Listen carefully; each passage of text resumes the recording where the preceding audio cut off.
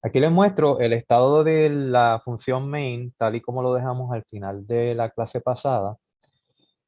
Y la intención de este video es hablarles de ustedes, como dice aquí, sobre tres funciones que siempre debemos incluir en una clase que estemos diseñando si esa clase tiene al menos un data member de tipo puntero. ¿Ok? La clase que estamos diseñando, que es la clase polinomio, tiene un puntero, recordarán ustedes, como data member, que es el puntero que apunta al arreglo de coeficientes.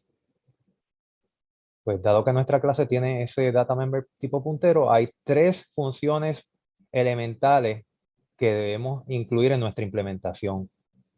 Y esas son las que puedes ver aquí. La función destructora, la función del assignment operator y la función del copy constructor. Vamos a ir viendo cada una de ellas y la razón por la que hay que implementarlas.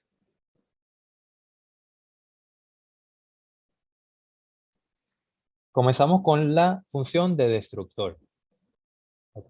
Vamos a presentar el siguiente ejemplo. Supongamos que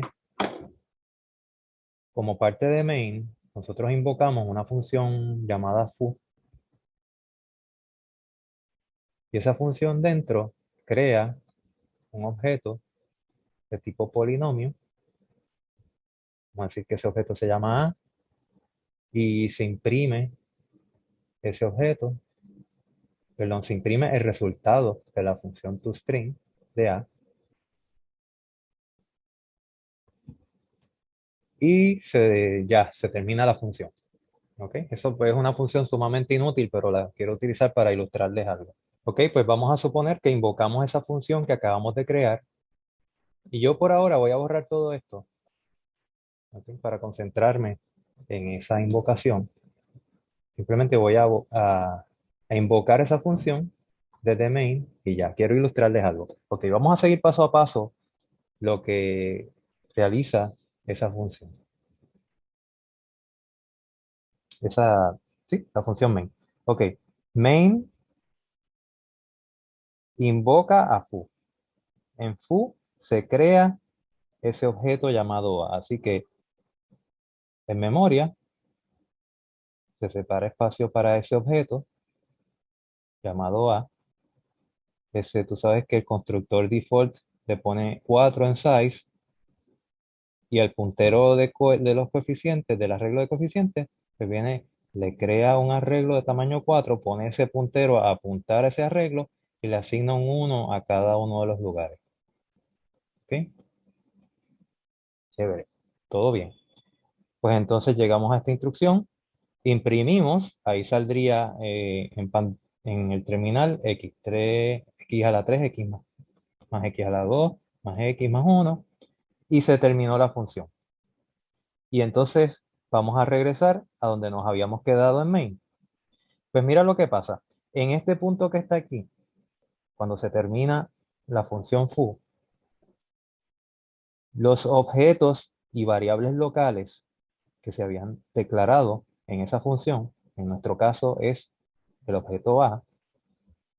El objeto A, cuando se termina la función foo, pierde su scope. ¿Sí? Y tú te acordarás que cuando una función se acaba y se pierde el scope de una variable, pues el espacio de memoria que ocupaban esas variables, pues se reclama. ¿Sí?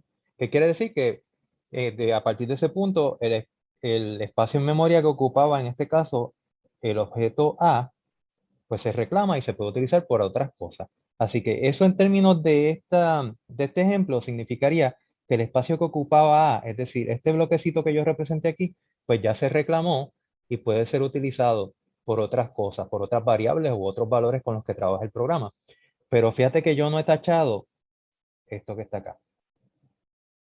¿Ok?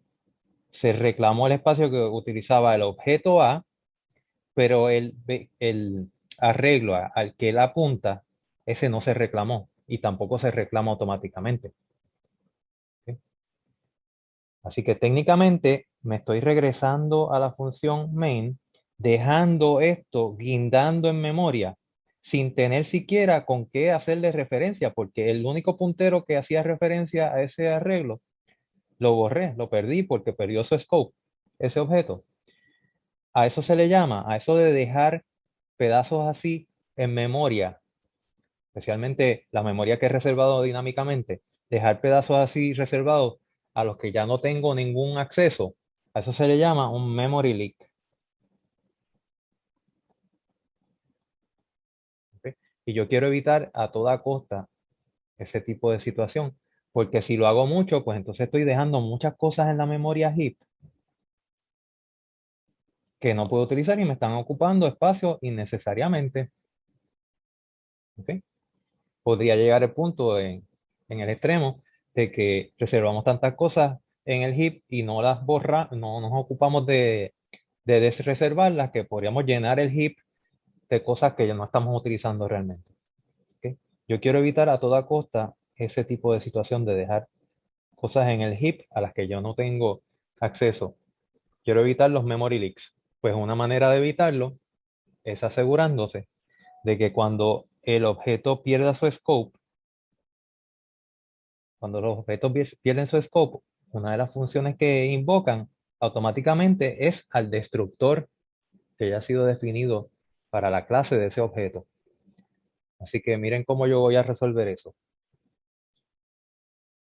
Yo voy a ir al polinomio, ¿verdad? Al polinomio.h, y yo allí voy a definir, voy a empezar por aquí, voy a definir el prototipo del destructor de los polinomios. ¿Ok? La función destructora siempre se llama igual que la clase, pero con una tilde al principio. No requiere argumentos ni devuelve ningún tipo de return value. Ahora voy a implementarla.